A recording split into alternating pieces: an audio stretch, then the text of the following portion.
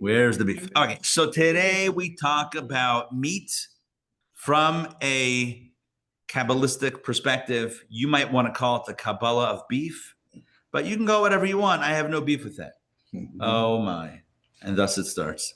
All right, let's, I try to be a little punny in the email. If you read the email, I used the word rarefied. I think I used, what else did I use? Meat of the matter or something. I try. Listen, I try, but listen, not always does it hit. Hey, Mariana, good to see you.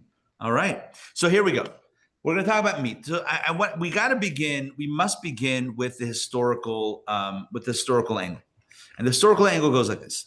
In the beginning, humans were not permitted, good morning, humans were not permitted to consume meat.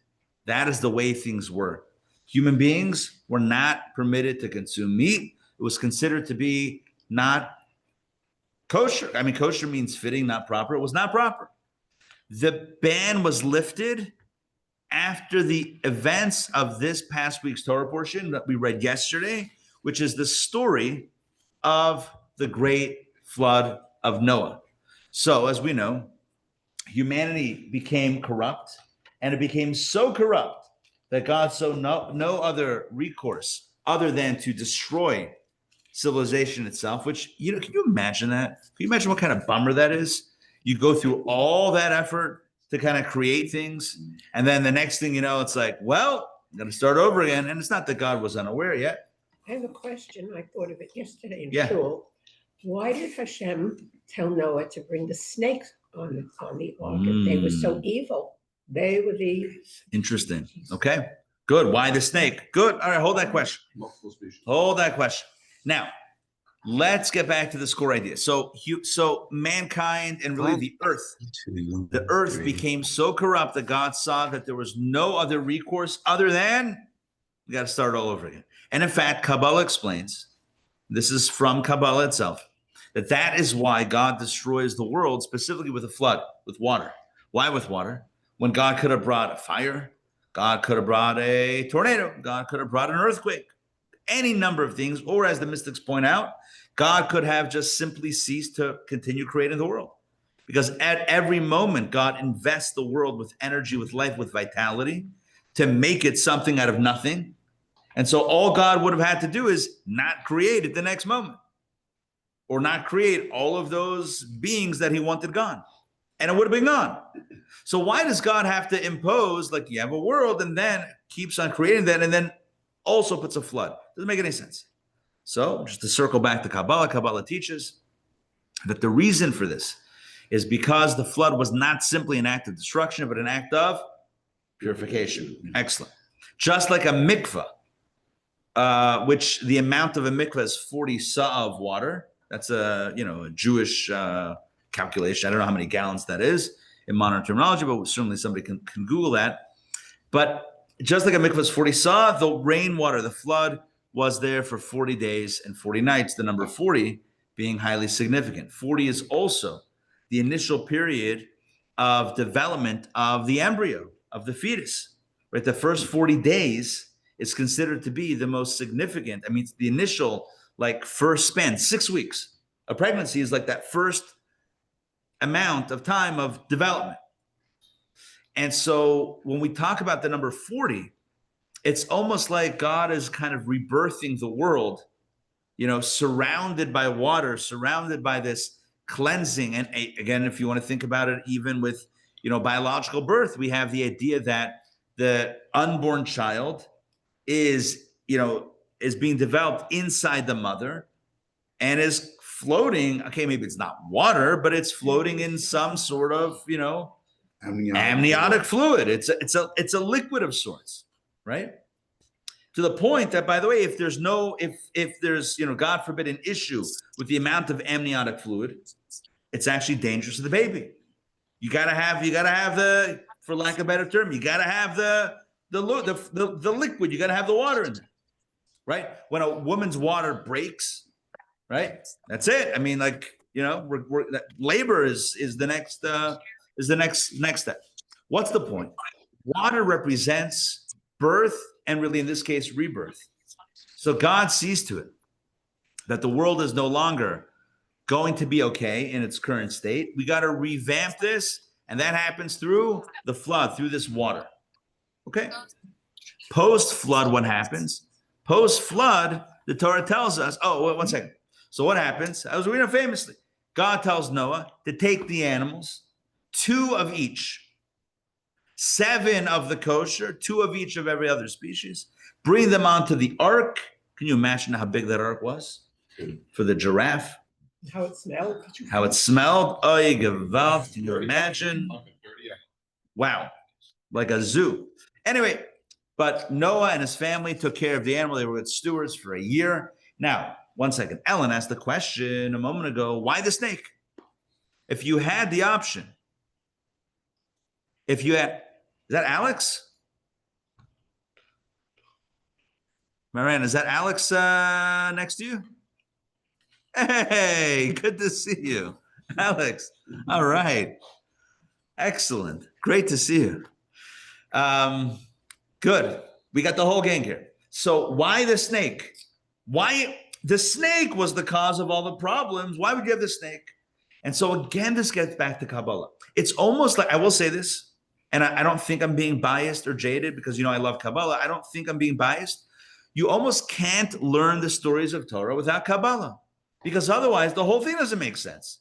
Talking snakes and mythical, fruit. Like, what are we talking about here? It's Baba Mice. It's a fairy tale. Kabbalah teaches that the snake is nothing other than the Yetzer Hara, the evil inclination, incarnate. So before God implanted within the human being the Yetzer Hara, the evil inclination, there was an external version of that, which was the snake. But after the sin, the evil inclination went inside and the snake remained the snake. So why did he bring the snake on board? Because it's another creature like every other creature. The snake is no worse than, I don't know, a monkey, a crocodile, a bear, nothing worse. Now, is a snake poisonous? Sure, but I don't know. I'm sure there's other things that would be a little dangerous. But the point is that the snake, post-sin, doesn't represent that, is no longer the seat or the center of evil. We already have that inside. It's not external anymore, it's internal. So when God says, I don't know if it's here or after the calf, but God tells Moses at some point, I think it was Moses, man's inclination is evil for yes. I will destroy all of them. No, yeah. Okay, yeah, keep on going. Twice he says that. So because God just implanted the evil inclination, why is the percentage wrong of evil, or in our hearts of evil inclination versus the good soul? Are we always fighting against a slightly stronger power, or why did God say that if he put it in us, and why did he do it like that? Good. That's a good question. I will say that these questions are a bit of a longer conversation, so let's hold off on it right now. Okay. But it's a good question. In other words, if God creates the evil within humanity or creates the possibility for evil, so how does God get upset and say, oh, human beings are evil and therefore they need to be destroyed? I mean, you could fix that if you wanted to. So good, that's a good question. But let's leave that aside for right now. Again, all these questions are answered in Kabbalah. If you look at the simple, it's a little hard to understand. It seems there's a little bit of a need to kind of, what they call suspension of disbelief. A little bit, like when you just learn it in Pshat, it's like, okay, sure, that makes sense. But meanwhile, Kabbalah explains it beautifully, but not for right now. So here we go. So here's what I want to focus on. So what happens is after the year, by the way, the flood was on the water. The flood was, churning and active for 40 days and 40 nights. After that, the floodwaters remained on the earth and slowly receded. From the time that it started raining until Noah disembarked, got off the ark, was about a year. About a year, a full year, give or take a few days. Okay? After Noah gets off the ark, what happens? He brings offerings to God. Why does he bring offerings to God? Well, can you imagine? Right? A little thank you for being saved, for being alive. Definitely some gratitude going on over there. So Noah brings some sacrifices, and God basically gifts Noah the ability to eat animals, to eat meat. Whereas up until that point, eating meat was forbidden and consumption of animals was not allowed. Post-flood, God says, essentially, this is the way the commentators explain it, you invested the last year taking care of the animals, they owe you. And how are they going to pay back their debt, as it were? That you can eat them. Now, it's only the kosher animals. It's only certain animals. Of course, as we know in Torah, there's laws of kosher. Now, was Noah bound by the laws of kashrut? I don't know. That's another question that we need to explore. But the point is that meat becomes permitted for human consumption after the flood, right after the flood, which is why God simultaneously gives the 7th of the Noahide laws. What is number 7 of the Noahide laws? You can eat an animal, however, no aver min hachai. You cannot consume a limb from a live animal. In other words, you have to kill or slaughter, kosher as slaughter, but you have to kill the animal first, and then you can eat the animal. You cannot torture the animal by eating it alive. Okay, now, your question is, well, who would eat an animal alive? Okay, so here's a caveat, and I know people have food in front of them, so I don't want to get too gross, but I feel like I've seen things where people eat live bugs and other things like that, right? Is that not a thing? Or they eat, right? I think that's a thing, where people are consuming things and whatever. So God says like this, you can have your meat, you can have your beef, but here's what you cannot do. No aver min hachai, no eating from a live animal. Again, you might say, well, who's going to do that? It's been done before. Okay, that's all. I don't want to get too gross. So you can't that's say I'm going to bite your. So one second. So that's why we call the Noahide laws. Sorry, we call the 7 original mitzvot the 7 Noahide laws. Sheva mitzvot b'nei Noach. Why do we call them the Sheva mitzvot b'nei Noach? 6 of them were given to Adam and Eve and all humanity. The 7th was given to Noah, and yet we call them by the name of Noah. The truth is that the 6 existed before Noah's times. Noah only got number 7, but you know what it is. The guy who finished the job oftentimes gets the credit. It's like the guy who closes out the game in the World Series becomes the hero, right? He gets the first hug by the catcher after they win the game. That's the way it is. So Sheva mitzvot b'nei Noach, the 7 Noahide laws, 6 to Adam, 1 to Noah. So when does meat consumption become permitted? It becomes permitted after the flood. But here we have a fascinating idea. Even though eating meat is permitted, it is certainly not obligatory. Now, let me explain. Nowhere in Torah do we find, now we do find, let me stop myself for a second, we do find clearly that the Torah mandates bringing karbanot, bringing sacrifices that are animal sacrifices. The Torah also specifies that certain sacrifices, if you cannot afford an animal, then you can bring a bird. If you cannot afford a bird, then you can bring flour, but that's only certain offerings. Many offerings, the only way to do it is an animal offering. So now, the Torah clearly condones animals for sacrificial purposes as prescribed by God. Now, Maimonides points out in his Guide for the Perplexed, when he deals with the question, how could a kind God allow for the sacrifice and slaughter of animals? So Maimonides, the great philosopher, explains that back in the day, animals were just all over the place being sacrificed. So God comes along and says, well, slow it down. The Jewish people are going to be different than the rest of the world, right? Pagan society, they're killing animals every day, every moment, wherever, whenever, whatever animals. Here, this is the way it's going to work. There's going to be one temple with one altar. You cannot bring your offerings anywhere else. So number one, you're limiting it to a certain location. Then you're limiting it to certain animals. Only these types of animals, not other ones. Okay. Then you're limiting it to certain occasions. Only for this reason, not for that reason. So God, essentially, this is what Maimonides writes, and whenever Maimonides wrote in his guide a rationale for a mitzvah, he's kind of holding up a lightning rod for a critique, because others say, who told you why God wanted it? But nonetheless, Maimonides is saying that when you read about in the book of Leviticus, when you read about the sacrificial rite, the laws of the sacrifices, what you're really reading is a good, kind, and loving God trying to minimize the slaughter of animals. In a world where that is prevalent and that is just all over the place, God is saying, nope, only one place in the world, only in these circumstances, only those animals, only under those conditions, etc. Now, let's get back to the point. What about eating? The Torah says, clearly, there's a verse in Torah that says, not related. I mean, it's in conjunction with the sacrifices, but separate from the laws of sacrifices. It says that if you desire meat in your cities, meaning sacrifices are only in Jerusalem. But what if it's not about sacrifice? What if I want to eat meat? Wherever I live, Atlanta, Georgia, says you're permitted, provided that you slaughter it as I've instructed you.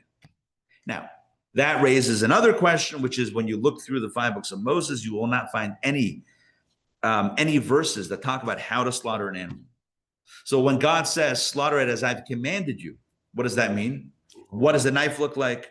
Where's the place of the ritual slaughter? What constitutes a kosher versus a non-kosher act of slaughtering? So this is one of the indications that we have that there was always an oral transmission in addition to the written text. Because God is saying, remember what I told you? That's how you should do it. It wasn't written down, but we have it halacha l'Moshe Sinai. It was a halacha given to Moses at Sinai that he told all of us. We've been doing it the same way for 3,300 years. We know what shechita looks like. We know what it means to shecht an animal, to slaughter an animal. It's not written down in the original. It's written in subsequent. When they wrote down the oral Torah, they wrote this down also at length. You can learn these laws. You can read these laws, in the codes of Jewish law. But the point is that it's alluded to, or it's not even alluded to. It's stated clearly that you have to, if you want to eat, let's just refer to it as personal consumption. What I mean by that is non-sacrificial consumption of meat. You want to eat a steak. You want to eat some ribs. You want to make a chalent that's a meat chalent, whatever you want. You want to eat a burger or a hot dog. I don't know if it's meat or not, whatever, right? It depends on your definition, how loosely we're defining meat. Bottom line is that you need to do it in the prescribed fashion. And of course, the Torah also specifies what are kosher animals, what are not kosher animals. And the 2 signs of kosher animals are split hooves and chewing its cud. Those are the things. And then we get to the Talmud. The Talmud says, has a hot take. The Talmud says that an am haaretz, an oded. How would you translate an am haaretz? Single person, Okay. regular person. Okay. What's the literal definition of am haaretz? People of the land. Right. People of the land. How is it used though? Am haaretz is typically used as someone who's ignorant. Typically used as. Now, maybe I shouldn't say typically. Sometimes it's used as that in halachic jargon. Someone who's an expert, one thing, but an am haaretz should do this. Now, am haaretz, I don't think it began or is intended as a derogatory statement. It's more of a statement of fact. Someone who's not a scholar, but a person of the land. Meaning it would be no different than if we would say, for example, back in the day, that only maybe the people in the city went to school, but the farmers, they just worked the land and they didn't have maybe an education, which I don't know if that's true. The 2 tribes had it. One will learn Torah and one will go and... Issachar and Zevulun, right? They went, so one studied and one went out on the ships. And one was more learned. Right? So am haaretz means, again, it doesn't have to be a derogatory. Sometimes it's used as a, this is somebody doing something that's clearly against the law. You're like, that's am haaretzes. That's the Ashkenazi Yiddish way of making it into a verb. That's am haaretzes, or maybe an adjective. That's ignorance, you would perhaps say. Not that anyone should say that about someone else, but anyway, it's been used before. At some point, someone's used it in that way before. But we're not going to name names to protect the innocent. The point is simple. That an am haaretz is someone who is, a simple person, just living their life, doing their thing, but not necessarily well versed in all of the, ideas of Torah, certainly not in Kabbalah or mysticism, etc. So the Talmud says that an am haaretz should not eat meat. Don't eat meat. Now, is it a prohibition? I don't think it rises. It doesn't say asur, it's forbidden to eat meat. It says should not. like best practice, don't eat meat. The question is why. So Kabbalah deals with this. Again, how do you understand the Talmud without Kabbalah? I don't know. But here's what Kabbalah says. Kabbalah says, and this should be familiar, I think, to all of us in this room, because we've discussed these ideas recently and also in the past. And that is that when we eat, something magical happens. When we consume something, and most of us have had the experience of eating. I actually haven't. I've had some water, but that's the same thing, right? When you eat or drink something, it's very interesting. The thing that was outside of you now becomes part of you. It's actually a little bit magical because most things that we interact with remain outside the person. Most things, like you're building something or even a mitzvah, you're wrapping tefillin or you're lighting Shabbat candles, or you're giving tzedakah, whatever it is. These are all actions that happen outside of your personhood. Now, you might be using your limbs. You're definitely using your limbs to do all this stuff, but it's activities that happen outside of your body. Eating is unique in that you're taking something that was previously outside you and literally consuming it to make it part of you. It's kind of wild. It's a very, I don't mean this in any loaded sense, but it's a very intimate experience. What I mean by intimate is it's very close to you. I mean, what could be more intimate than to like digest something? That's like very intimate. It's very close to you. And so the Ramban Nachmanides in his commentary on the Torah explains that's why we're prohibited to eat blood. You know, the Torah says that you can, again, if you want to eat meat, kosher animal, slaughter an animal, whatever it is. But one thing that's for sure not, even if it's a kosher animal, one thing that's for sure not kosher is the blood. And that's why kosher meat is prepared in a very interesting and long and laborious process. Kosher meat is prepared. You have to, again, slaughter it. And then afterwards, when you cut it up, you have to soak it, and then you salt it, and then you rinse it, and then you salt it, and then you rinse it, and then you salt it, and then you rinse it. You do it 3 times over a course of a decently long span of time. I don't know the exact details. I'm forgetting already. It's got to be over like a day or 2 or 3. And at that point, we consider it halachically that the blood has been taken out of the meat sufficiently, and whatever's left is halachically, Jewish legal is not considered to be blood, and everything is permitted. So yes, if you buy a kosher steak at the store and it has a little bit of red stuff in the packaging, don't worry, it's fine. I'm not saying you shouldn't rinse it off, whatever you want to do, but don't worry, it's not considered to be eating blood, meaning you're not a Jewish vampire. I'm kidding, right? You're not prohibited. Now, I want to be very clear here. The salt, okay, the first thing is you soak it. Why do you soak it? In like room temperature or like warm water? The kids coming out? Oh, this is so cute. Oh my gosh, these kids are so cute. Yeah. Well, remember, because we started the daycare for the people that are learning. So now it's from 18 months to 5 years. So it looks like we have a big 18-month crew or a 2-year crew. It's very cute. Here are the Moras. These are, by the way, all the girls that you see that are watching the kids. I can see through the window back there. They're all from the new high school girls. The new high school, the new Chabad high school that we opened up. Anyway, all right. Where's the high school? The high school is Roswell Road. It's not the same building as the elementary school. It's the next building over. And so Leah runs, she's the principal of the elementary. There's another principal that was hired for the high school. So Chaimushka Girls High School, something like that. All right, back to the story. So here's the deal. You soak it to kind of open it up, and then you put salt on it. Now, what kind of salt? I just parenthetically, what kind of salt? Kosher salt. Yes, literally kosher salt. Why? What is kosher salt? Because, let me explain.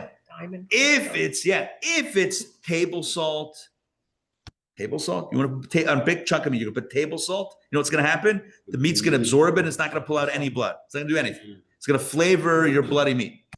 Okay, that's not going to work. If you put like the rock salt, like big round pieces on it, it's just going to roll off. It's not going to. So you have to get the right size salt. That's just the coarse. And you know what? Back in the day, because everyone used to kosher their meat, not everyone, many people in the early, like in the 1800s and 1900s, whatever it is, even in America, would soak and salt their own meat. You go to the butcher, but you would kosher it yourself. I remember it. And so you needed, people do it in the bathtub, whatever. So you would need you would, or the kitchen sink, maybe not the bathtub. I was just my grandmother then. All right, fine, whatever. It was fine. You rinse it off afterwards. It's all good. Anyway, it was different then. Whatever. Like, we're so like, oh, I need it. It's not kosher unless it's in a styrofoam thing with saran wrap on it. So it's like, that's healthier. Like saran wrap and styrofoam. That's what we've come up with. Like, no, we don't want to do it in a kitchen sink. That's gross. Let's just put it in plastic. Listen, we got plastic all over the place. I'm just saying, like, are we that much healthier? Whatever. Back to the story. Something that people don't connect anymore, the fact that they're eating meat or chicken. With an animal. But it is. Yes, Correct. It's just an abstract thing because you don't see cows and chickens around you all the time. So you don't know, like, kids don't know what it even means. Yeah. Whatever. I'm not going to talk. Okay. So, yeah, anyway, we'll keep that aside. Whatever my thought was. Back to the story. So the salt that they sold for koshering meat, they called it koshering salt. And then they're like, koshering salt sounds weird. So they called it kosher salt. So if you go to a store and you see in the kosher aisle, or actually really any aisle of salt, and there's kosher salt, you should know that that's the size that's ideal for koshering meat. Now, what do other people buy it for? I don't know. Whatever you buy salt for, I guess, usually. They add iodine to the kosher salt? I don't know. Probably not. Probably not. I think it's just for like table salt that you're eating. This is not for koshering salt. Was originally not for eating. You just put it to second. Right. But it's called kosher salt because the truth is every salt is kosher. Salt is a mineral. There's no laws of unless it's like being manufactured along with like pork. I mean, that's not even a thing. Like I would not even be concerned about that. Salt is kosher. It's a mineral. It's not it didn't grow. It's like it's a rock. So you're saying it's particle size that matters? So that's what makes it ideal for koshering is a particle size. That's why it's called kosher salt, because it's the right size. Kale. It looks like but maybe a little bit smaller. Anyway, what's the point?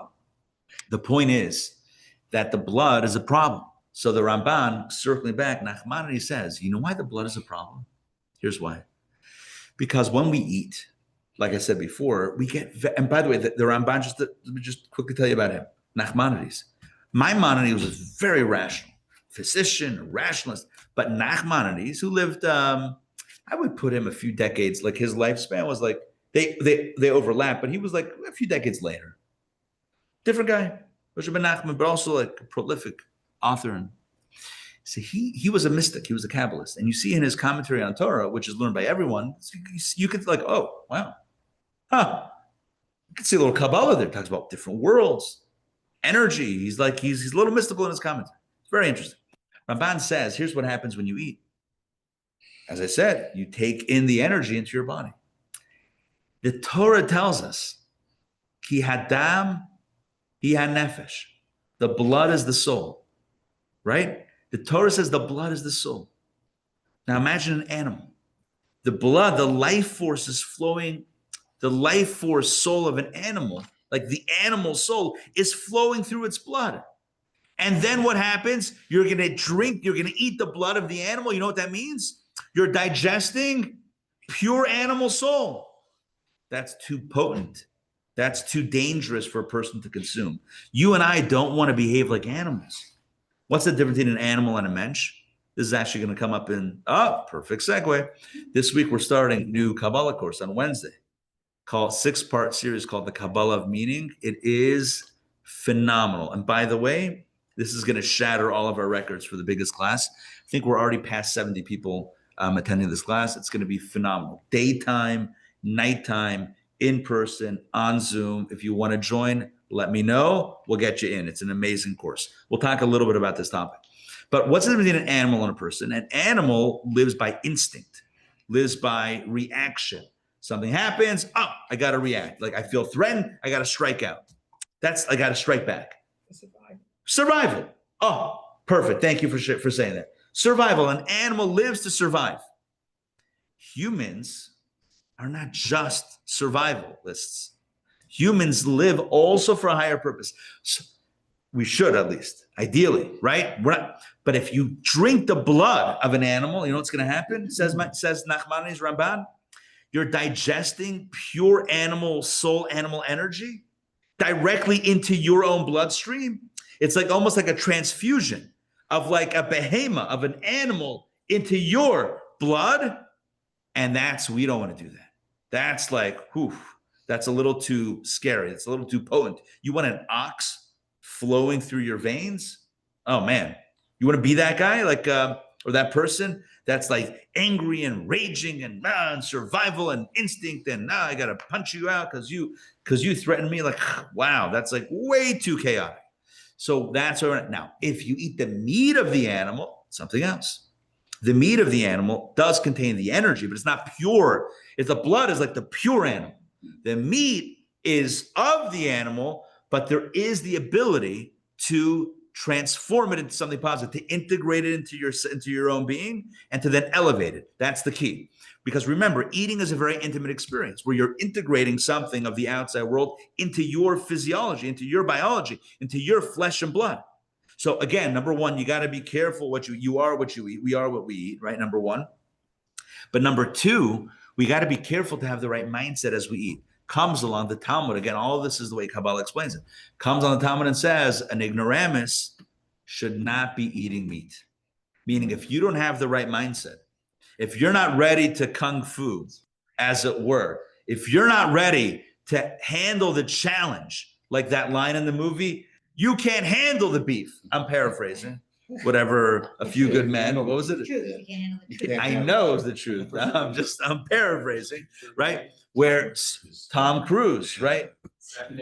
Jack Nicholson. I want the truth. You can't handle the truth. That's the original line, but I modified it. See, that's what I do. I modify things. The modification is you can't handle the beef. Now, again, this is not me telling anyone. I'm just saying, I'm explaining what Kabbalah says about the Talmud. The Talmud says that if a person is not ready to have the right intention, the right meditation, the right awareness of going into that beef eating experience of like, I know I'm eating an animal which is injecting me, not as much as the blood, but it's injecting me with some animal energy. I need to be careful to utilize that only for good, to leverage the power of the ox, but not the rage of the ox. You see the difference? I want the koach of the shar. I want the power of the ox, but I don't want the anger of the ox. I don't want the brutality of the ox. I don't want the disregard of the ox. I want the good and not the bad. And by the way, if you think this is an anomaly about eating and about eating meat, the truth is the Kabbalah says this is the purpose of life.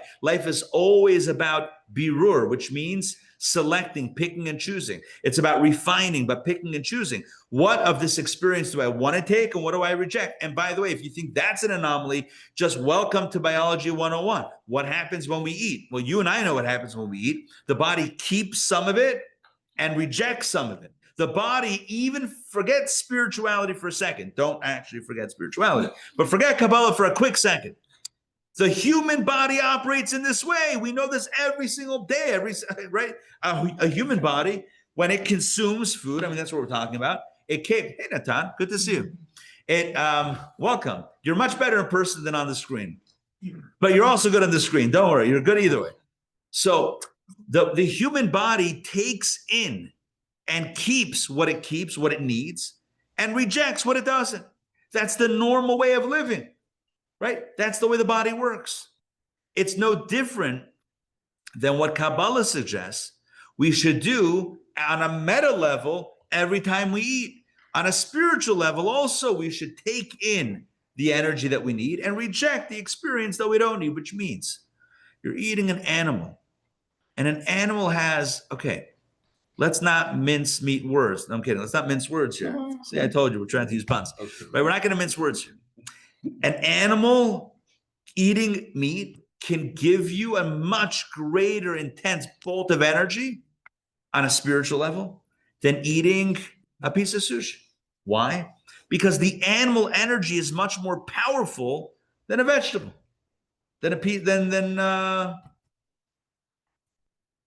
What's in sushi here? Why can't I even think? A carrot. Rice. How does rice? I don't even know how rice grows. I'm just realizing now. How does rice grow? Can someone tell me? Yeah. rice paddies. Right, Patties? in flooded China, fields.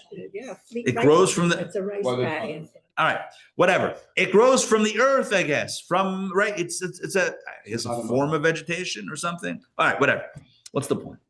The point is, animals have a much more potent energy. They're much more ferocious, much more beastly than a piece of sushi, which means that it also gives you extra energy spiritually. I don't mean like, can you survive on? Yeah, you can. What's the point? The stakes are higher. See what I did there? Wow. The stakes are higher. Now, when you eat meat, now the question is, You just raised the barbecue. yeah, where's your head? Holy smokes. Where's your head? Where's your head? Is your head, what's your intention? What's happening now?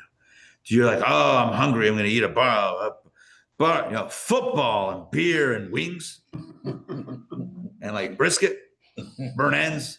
That's what I'm doing today. Well, I actually am doing that today. I'm kidding, right? Like, or is it like, okay, I'm like handling something. This is like plutonium. Is that a thing they have to handle with care? I don't even know.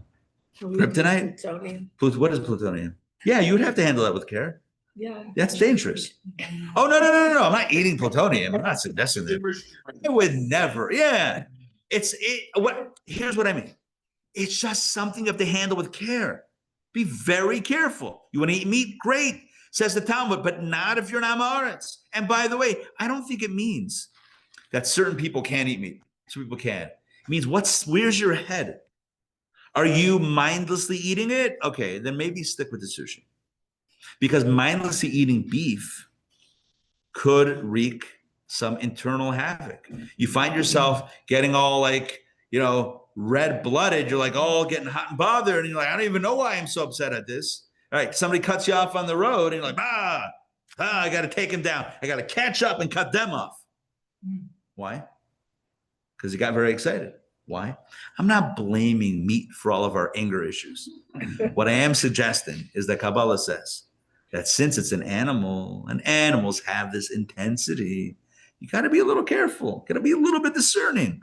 Meaning all we want from it is the energy, but not the aggression. We want the energy, the power, but not the aggressiveness. We don't want aggressiveness. Aggressiveness, it's not the Jewish way. I mean, unless we need to. All right, then you can eat meat mindlessly. But I'm kidding. But like it's about leverage it. You want to select, pick and choose. Birur.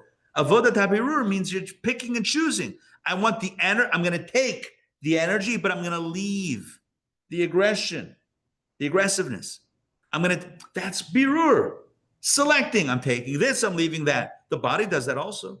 It keeps and it rejects. We do the same thing. We're meant to do the same thing. Says the Talmud, Amaretz should not eat meat. Why? Because you got to be mindful. Mariana, you wanted to jump in? Yes, I have a question about chicken. Is the same? Yes. So tikkun means the avodat ha-tikkun, the work of tikkun, the work of repair, is synonymous with avodat habirurim, with this work of refining. What we're really saying, and I'm gonna use most of the same language, but just modify it into the context of tikkun, is that there's a powerful energy, not just physical, but divine energy inside the animal that we are looking to capture for a good purpose while rejecting the negative that's not holy. And that process is mitakein, fixes, as it were, fixes, meaning repairs the energy that otherwise is trapped inside a very aggressive place. Can you imagine? Can you imagine? Right. If I were to put it in other words, if I were to ask you and I, is God found inside an ox? So you might say, gross. No. What does that even mean? Okay. But let me modify that. Is godliness found in an ox? Is godly energy, is divine energy found in the ox? Yeah. Because for anything to exist, it has divine energy. Okay. Based on the power of the ox, seems like there's a lot of energy. Yeah. Okay, good. Is the energy as it is, like, would you consider that be in a holy place inside of an ox?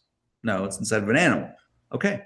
So then our job is to go in, right, into that foreign space, extract the energy that we need, utilize it for something positive, right? Utilize that power, that energy for something positive, and reject the aggression.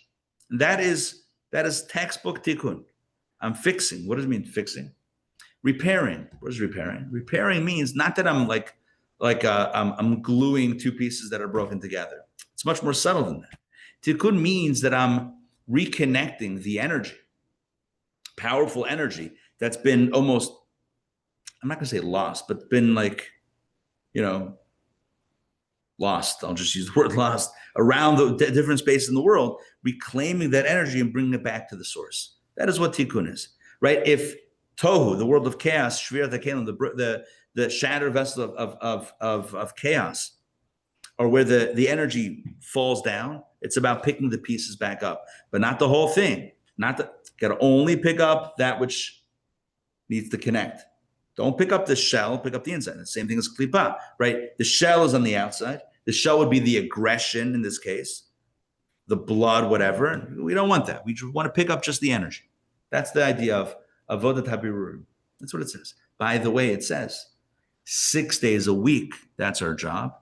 Shabbat, everything is elevated so that even the physical part of it can be holy.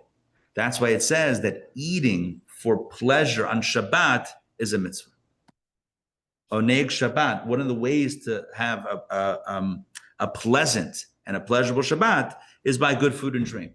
Good food and drink? Since when? It's not about good food and drink, it's about the energy. Shabbat, it's about good food and drink. Why? Because on Shabbat, everything is elevated, which means even the outside can also be part of the kosher experience. Anyway, I don't want to confuse too many things, but that's 6 days. That's why borer on Shabbat is asur. That's why it's forbidden to pick and choose on Shabbat. That's why you can't select. One second. So here's the point. So here's the idea. Here's the narrative. The narrative goes like this. Eating is a very powerful form of connecting with the outside world. It's not just touching the outside world. It's ingesting and digesting the outside. It's taking something outside of ourselves and integrating with our own body. Therefore, as I said before, the stakes are high, right? What are we doing with that energy? Which energy are we taking in? We are what we eat. So we got to make sure that it's kosher, that the energy is appropriate for us to take in. You would never take a sports car. Natan can help me with this example. A very fancy sports car and put in the gasoline that I put in my minivan. Why? Because it's not appropriate. It's just not the right fuel for the car. It's just not, it's gonna mess up the engine. Likewise, Torah says, God says, listen, I know the engine of the human body. I made it. And I know the soul, and I know what you need. And I'm giving you the Sinai diet. Someone should write that book called The Sinai Diet. You enjoyed the South Beach diet. You'll love the Sinai diet, right? The Sinai diet means food that's not just physically appropriate, it's spiritually appropriate for what we need. And so kosher represents that, but then there's much more than that. It's not just kosher. Where's our head? Where's the mindfulness? Why are we eating? What are we eating? How are we eating? Are we eating with our passion, with our body passion? Are we eating with our soul? That's the idea, to eat with our soul. To eat in a way that's about taking the energy and introducing it to our lives to then climb higher. But again, all of this explains the Talmudic passage that says that when we eat meat, we have to be very careful. Are we doing so mindfully and intentionally, or like an amaretz, like an ignoramus, like someone who's just mindlessly eating? Mindless eating meat can be problematic. With this in mind, we're going to jump in. We're going to jump into our text. It is a magnificent text. And before we jump into it, before I pass these around you, because I don't want to even distract you with the whole passing situation, okay? Under the table for right now. We're going to address today the question. Okay, put everything on pause. We're going to come right back to it.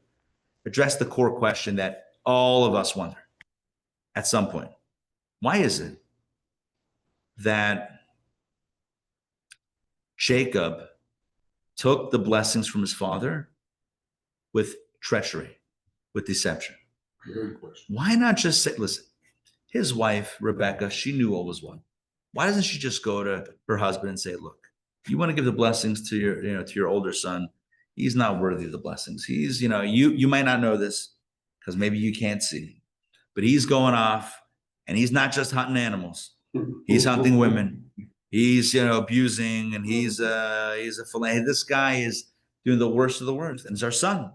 But you definitely don't want to give him the blessings. That is not a good idea. Why didn't she say that? Instead, what does she do? She tells her younger son, dress up like your brother. Here's the food. Sneak in quickly. What's all of this? What's all the ruse about? What's all this chicanery or chicano, however you pronounce it? What's all this about?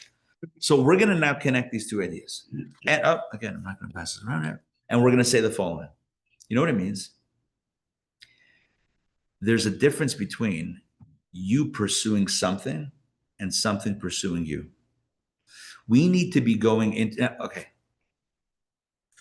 When Jacob is told by his mother to dress up like his brother and go take the blessings, what's the first thing he says? He's going to know the difference. This is a bad idea. This is dumb. He tells his mom, yeah, this is a really bad idea. Like, dad is going to touch my arms and be like, that's not you. And I'm going to get cursed instead of blessed. What does his mother say? Alaya klala, I'm paraphrasing, the curse will be on me. Go get the blessings. Go bring them the food.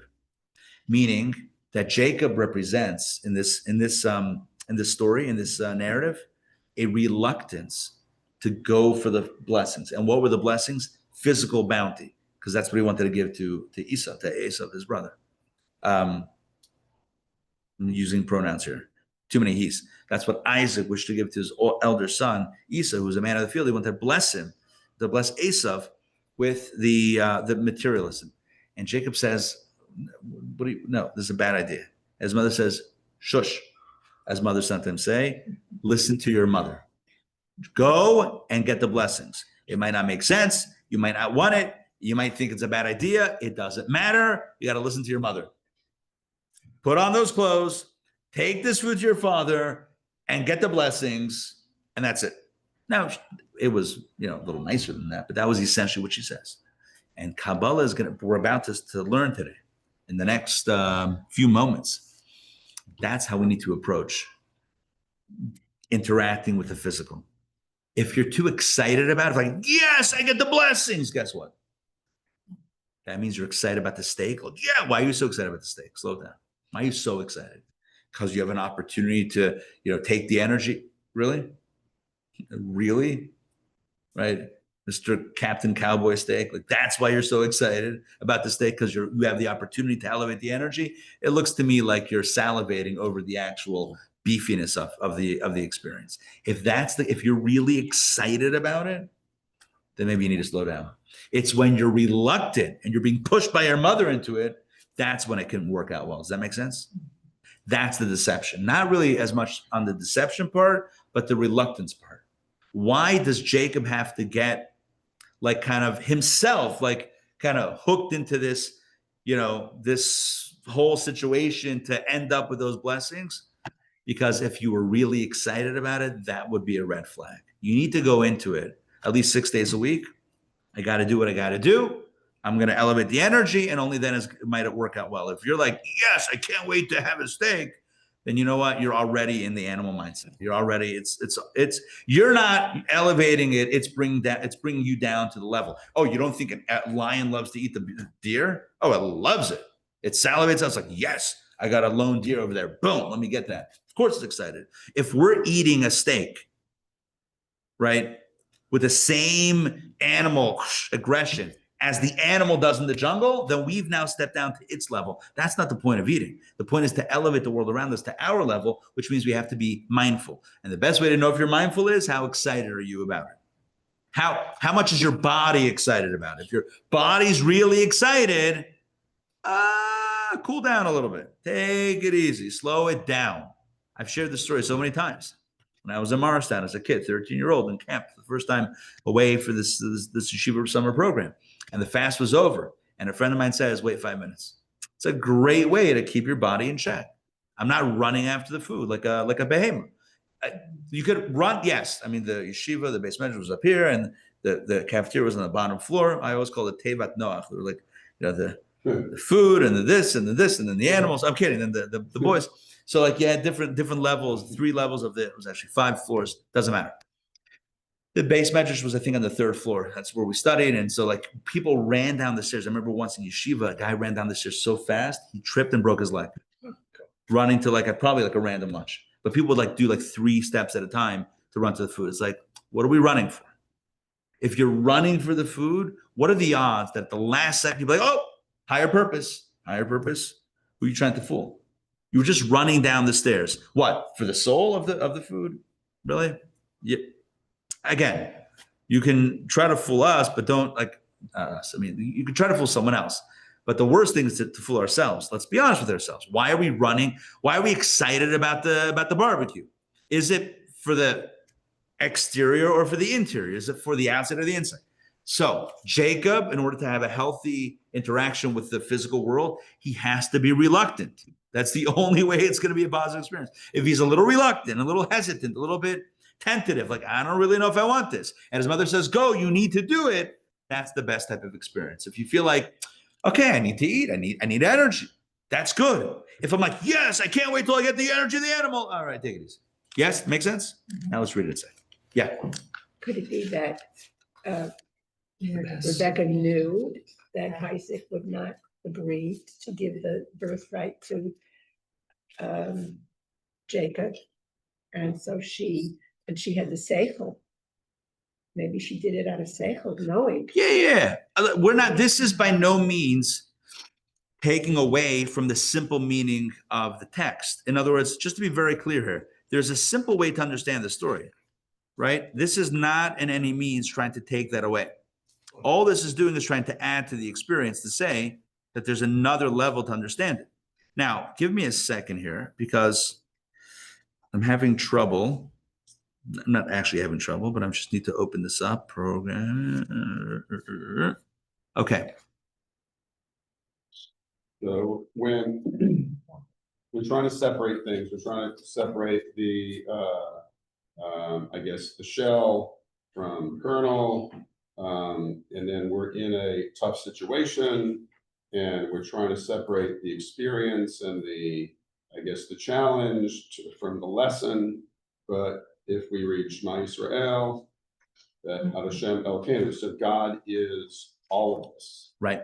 So it helps the mindfulness. Our view towards the tough love person or the external trauma, etc.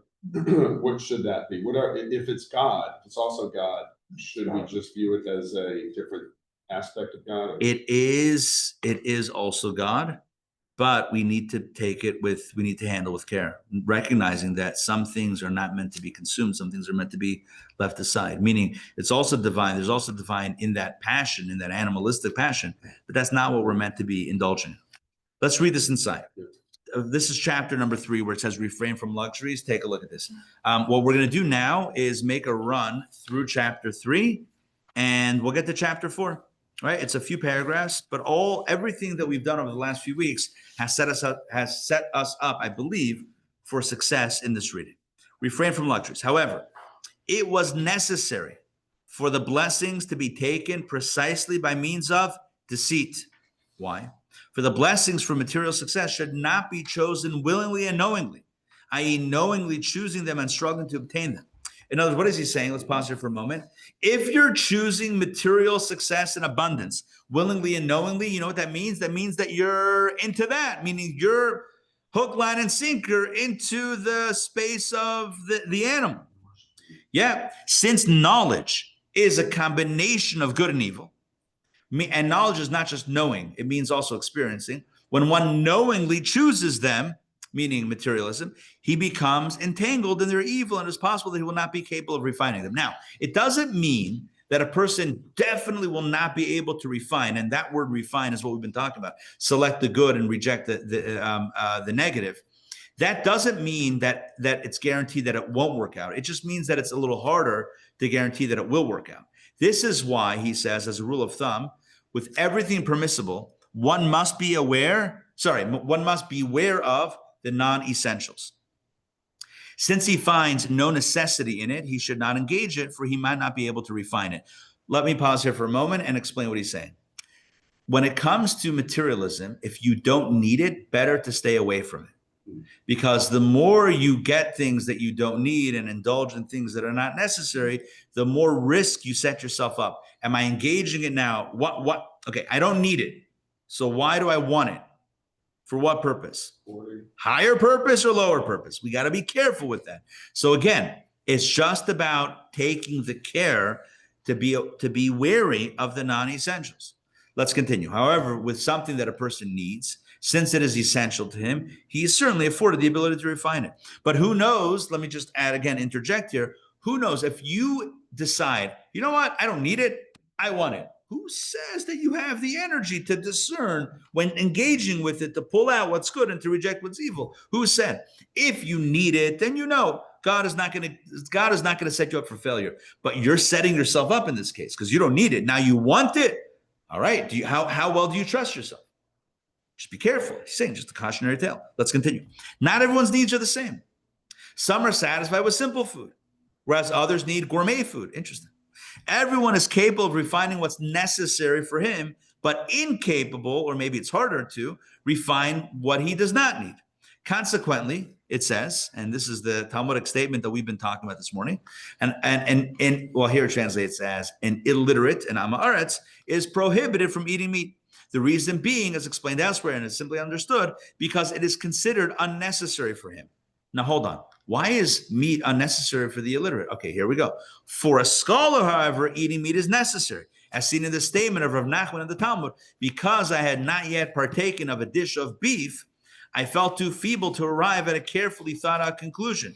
For this reason, a scholar is capable of elevating meat. He adds a very interesting wrinkle to this meat conversation. He adds some more grain to the beef. What is it? It's the following. There's a story with Rav Nachman. A student came over to him and asked him a question in the morning. And he said, it's a good question. I don't know the answer. Later on that day, he comes back to the same student and says, I have the answer. And then he tells the student, and if you want to know, and if you're wondering why earlier today I didn't give you the answer and now I have the answer, it's because in the morning I had not yet eaten meat.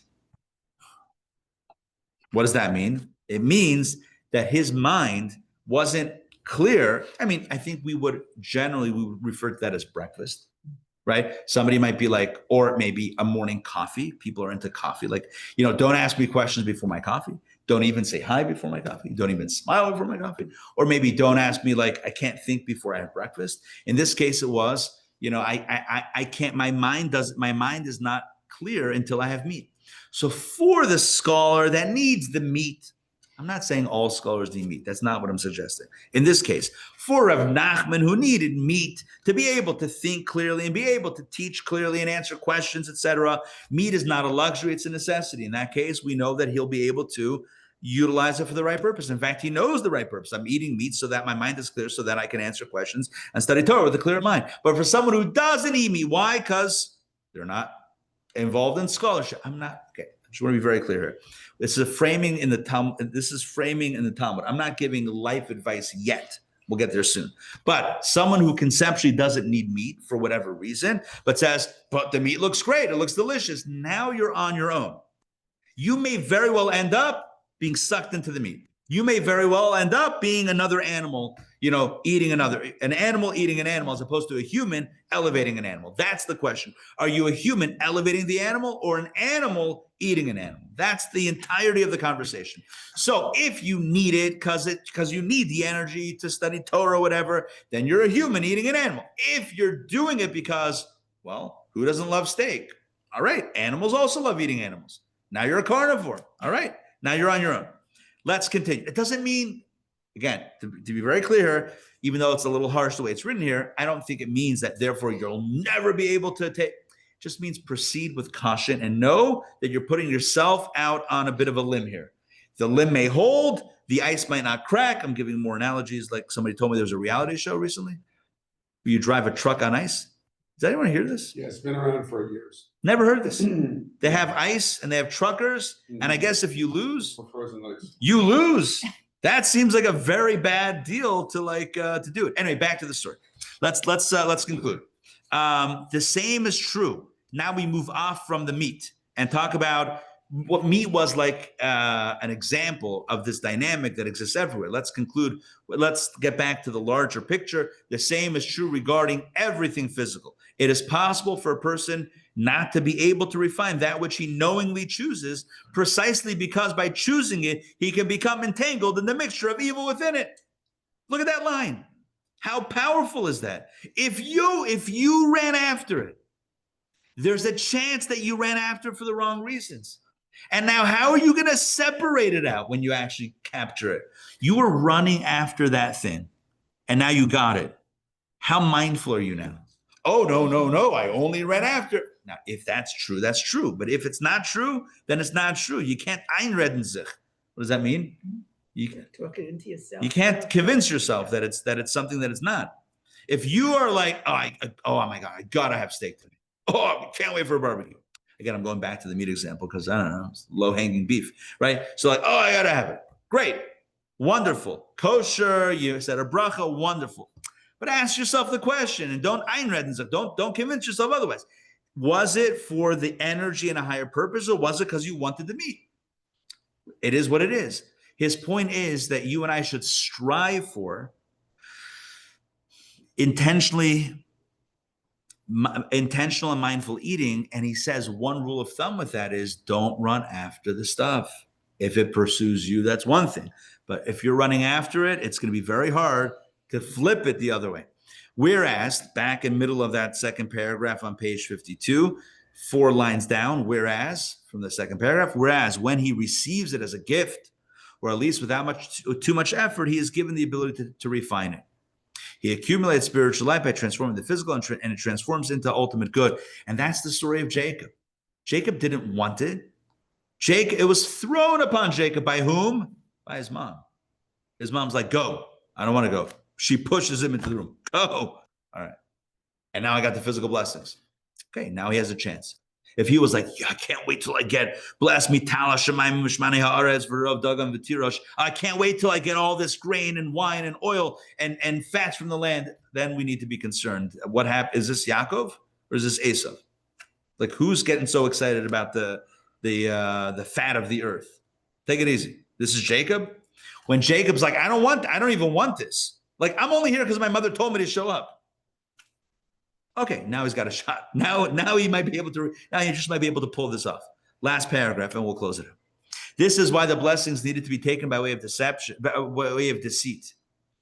To demonstrate that material success should not be chosen knowingly unless it is a gift or comes without effort. This is why the blessings were taken from Isaac, again by way of deceit, and this is why Jacob deals with them cunningly, as will be explained. Now, again, just to be very clear here, well, we haven't. If you're trying to ask yourself the question, yeah, but why did Isaac have to not know about it? Why did this? I understand that Jacob shouldn't want it, but why does Isaac have to be tricked? We didn't answer. We didn't cross every T and dot every I. If you're wondering that, if you're like, there's still some loose threads here. Like, it's not totally. Yeah, that's why it's not over. That's why we're up to chapter 4 and not. There's no the end. We haven't tied up everything. What we have done is, I think, explained a marvelous idea. That's like really practical. If you find yourself very excited about something, too excited about something, like a material experience, you might want to just take a step back, take a deep breath, and slow down. If something comes your way, then likely it's ready to go. Like you're ready to take it on. If you're pursuing something, if you're on the attack, all right, you just got to be a little careful. That doesn't mean we shouldn't work for parnasa, we shouldn't work for money, we shouldn't earn a living. It's not what it means. It means in the physical pleasure consumption experience, and the world likes to think that we're all consumers, right? That's what it says in a world of capitalism. All of us are the consumer. We're even the product. We're the product and the consumer. It's very complicated. Either way, right? In a consumer culture, in a consumer society, we got to be careful what we're consuming and what we're excited about consuming, because if we're a little too excited, red flag. Don't get so excited about it. Don't get excited for the wrong reasons. Listen, if If like Shabbat's an exception because you're supposed to be, because as I said, Shabbat is a different metric. Shabbat, you can be excited about the food. You can be excited. Shabbat, you're supposed to have physical pleasure. So it's a mitzvah to have physical pleasure. During the week, it's not a mitzvah to have physical pleasure. It's a mitzvah to elevate the energy. It's not the physical pleasure. If during the week we find ourselves like really excited about something, okay, it's fine. You're a normal human being with an animal soul. But if you want to be a little more mindful, slow it down. Slow it down a drop. Slow down the experience a little bit. Like create a little bit of space, time and space to be able to think more rationally and think like, how can I'm going to engage in the experience. It's going to happen. But how do I make sure that I do it mindfully and in a way that's healthy on every level and not in a way that I get sunken into this tidal wave of materialism. And that's the bottom line. So connecting it once again to the story. I know I've done this already a few times, but just to kind of seal the hook, Isaac, the father, is about to give a lot of material blessing. If Jacob was, I need that blessing, be a red flag. Jacob's like, I don't want it. His mom's like, you need it. He's like, are you sure? I don't want it. I think it's going to be a curse. I think for me, it's going to be a curse. I don't want to handle all this stuff.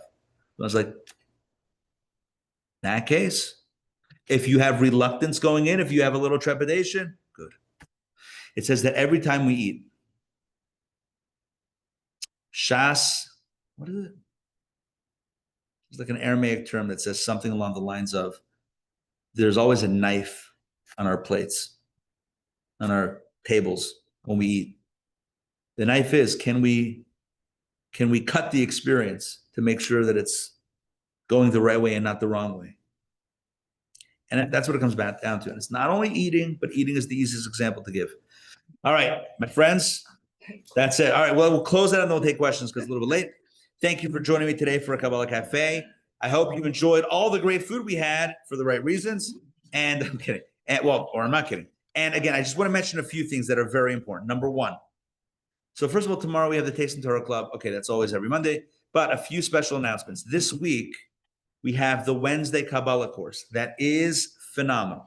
It's called the Kabbalah of Meaning. You're going to love it. So that's starting Wednesday, either 12 noon or 7:30 p.m., either in person or on Zoom. And if you can't make any of those four combinations, I'll have a recording to send you. You can't escape the Kabbalah of Meaning, even if you wanted to. So please, if you want to join, let me know. Just send me an email or a text or go online and take care of it. Either way, we'd love to have you. So that's number one. Number two, 2 weeks from tomorrow night, we have Brendan Murphy. Brendan Murphy is a teacher at Marist School here in Atlanta. It's a Catholic school. He is a devout Catholic, and he is a scholar and a teacher par excellence. And his specialty is anti-Semitism. He traces the church's hatred from ancient times till today. He is brutally honest about his own faith, and it is phenomenal for both Jews and Gentiles alike, Christian, Catholic, Jews, everybody. Now, obviously, we're doing it here in a synagogue, and our main target is Jews, but it's going to be an incredible conversation. He's a master teacher. He's an incredible teacher, and we have him for 2 sessions, 2 Monday nights in a row for 2 hours each. You said Wednesday or Monday? No, that's going to be two Mondays, 2 weeks from Monday night, which means November 10 and November 17, 6:30 to 8:30 p.m. Two 2-hour chunks, 4 hours. It's multimedia. He traces the history, traces the hate. Where does anti-Semitism come from? Why do they hate the Jews? Come and find out. No, I'm kidding. Come and find out what the solution is also. I also want to mention we have a number of people joining the Shabbaton this weekend, the retreat. In Ramat Darom, we have 150 people joining us in the mountains. It is going to be lovely. And please God, we'll have an opportunity to do this more times. But we have this one coming up, and I am looking forward to it, which means, obviously, there's no class next week. No class next week. I mean, there will be classes in the mountains. Should we do a live broadcast? Nah, it's going to be too complicated. I don't think it makes sense. You're gonna coordinate. Yeah, there is a schedule. I'm going to send it out today or tomorrow. Yeah. I was wondering how Sunday is gonna look. Yeah. No, we have a session 10 to 11. I don't know if I'm giving it though. I think there's two other. There's multiple sessions, multiple segments. Like give it a buffet to choose from intellectually. But I don't think I'm going to do. It's going to be too complicated. I think. All right. You're gonna So- coordinate Perception, I can say that. So what? lists. Yes, I have. Yes, I have to coordinate that. It's going to happen today or tomorrow. Okay. Rides. And thank you for the list. Yeah, we have a few people that need rides. Okay, good. You able to help out to give a lift? Okay, let me talk. Okay, we'll be back. all right, let me close this out. Fran, it's great to see you. It's great to see you. David, it's great to see you. Frank, it's great to see you. Sandrina, it's great to see you. Jack, it's great to see you. Blessings of good health and only good things and only mazel. And we'll see you guys soon. Take care.